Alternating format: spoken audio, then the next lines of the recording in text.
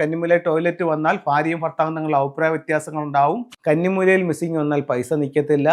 വടക്ക് പടിഞ്ഞാറ് മിസ്സിംഗ് വന്നാൽ ഗൃഹനാഥം ക്ഷയിക്കും. വടക്ക് കിഴക്ക് മിസ്സിംഗ് വന്നു കഴിഞ്ഞാൽ വീടിൻ്റെ അഭിവൃദ്ധി പോവും. തെക്ക് കിഴക്ക് മിസ്സിംഗ് വന്നു കഴിഞ്ഞാൽ കടബാധ്യത ഉണ്ടാവും.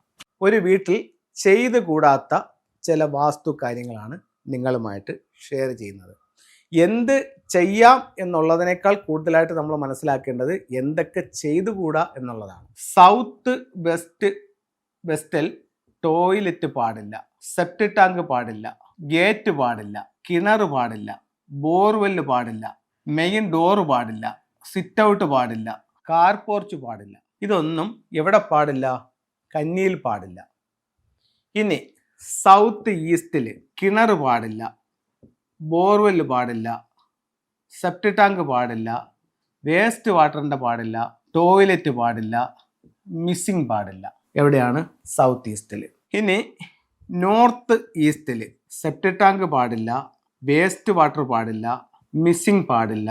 അടുത്തത് നോർത്ത് വെസ്റ്റിൽ 4 കോർണറുകളെ പറ്റിയാണ് ഇപ്പോൾ നമ്മൾ സംസാരിച്ചാക്കുന്നത് അല്ലേ.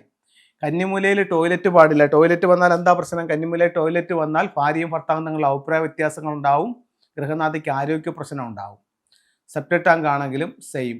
അതേപോലെ തന്നെ കിണറായാലും ഒക്കെ ഇത്തരത്തിലുള്ള പ്രശ്നങ്ങൾ ഉണ്ടാവും. അടുത്തത് സൗത്ത് ഈസ്റ്റിൽ ടോയ്ലറ്റ് വന്നു കഴിഞ്ഞാൽ കടബാധ്യത, കിണർ, സെപ്റ്റിക് ടാങ്ക്, വേസ്റ്റ് വാട്ടറിൻ്റെ കുഴിയൊക്കെ വന്നു കഴിഞ്ഞാൽ സ്ത്രീകൾക്ക് ആരോഗ്യ സംബന്ധമായിട്ടുള്ള പ്രശ്നങ്ങൾ. മൂത്ത മകളെ അത് കാര്യമായ രീതിയിൽ ബാധിക്കും. അദ്ദേഹത്തിൻ്റെ പ്രോസ്പെരിറ്റി അത് ബാധിക്കും. അത് കഴിഞ്ഞിട്ട് നോർത്ത് ഈസ്റ്റ് ഭാഗത്താണെങ്കിലോ കുട്ടികളുടെ വിദ്യാഭ്യാസത്തെ ബാധിക്കും. എന്ത് കാര്യത്തിന് ഇറങ്ങിപ്പോയാലും തടസ്സങ്ങൾ നേരിടേണ്ടി വരും. വടക്ക് പടിഞ്ഞാറ് ഭാഗത്ത് എന്ത് പാടില്ല? ബോർവെല്ല് പാടില്ല, കിണർ പാടില്ല, മിസ്സിങ്ങും പാടില്ല. മിസ്സിങ് വന്നാൽ എന്ത് പറ്റും? ഗൃഹനാഥനെ ബാധിക്കും. അപ്പം ഈ 4 ദിക്കുകൾ വളരെ വളരെ ശ്രദ്ധിച്ച് കൈകാര്യം ചെയ്യേണ്ട ദിക്കുകളാണ്. ഈ 4 മൂലകളിലും മിസ്സിങ്ങും പാടില്ല. കന്നിമൂലയിൽ മിസ്സിങ് വന്നാൽ പൈസ നിൽക്കത്തില്ല. വടക്ക് പടിഞ്ഞാറ് മിസ്സിങ് വന്നാൽ ഗൃഹനാഥം ക്ഷയിക്കും. വടക്ക് കിഴക്ക് മിസ്സിങ് വന്നു കഴിഞ്ഞാൽ വീടിൻ്റെ അഭിവൃദ്ധി പോവും. തെക്ക് കിഴക്ക് മിസ്സിങ് വന്നു കഴിഞ്ഞാൽ കടബാധ്യത ഉണ്ടാവും. അപ്പം ഇത്രയും കാര്യങ്ങൾ വീടുകളിൽ ഒരു കാരണവശാലും പാടില്ല. അടുത്തത് നമുക്ക് ഫെങ്ഷുയുടെ ചില ടൂളുകൾ നോക്കാം. ഏറ്റവും പവർഫുൾ ആയിട്ടുള്ള ടൂൾ ഏതാ ഫെങ്ഷുയിലെന്ന് ചോദിച്ചു കഴിഞ്ഞാൽ ഒരു ട്രാവലിംഗ് ബുദ്ധി വയ്ക്കും. എവിടെ വയ്ക്കാമെന്ന് ചോദിച്ചു കഴിഞ്ഞാൽ പ്രധാന ഡോറിൽ നിന്നും ഉള്ളിലോട്ട് നോക്കുമ്പോൾ കാണുന്ന രീതിയിൽ, അല്ലെങ്കിൽ മെയിൻ ഡോറിൽ നിന്നും ഉള്ളിലേക്ക് നോക്കുന്ന രീതിയിൽ വയ്ക്കാം. 2 ഒരു മുക്കാലി തവളയും ഒരു ഫ്രോഗിനെയും കൂടെ പ്രധാന വാതിലിൽ നിന്നും വീടിനുള്ളിലേക്ക് കടക്കുന്ന രീതിയിൽ വയ്ക്കാം. ധനകാര്യ സ്ഥാപനങ്ങളിൽ അല്ലെങ്കിൽ വ്യാപാര സ്ഥാപനങ്ങളിൽ ഒരു എൻട്രൻസിലേക്ക് നോക്കി ഒരു ക്യാറ്റിനെ വയ്ക്കാം.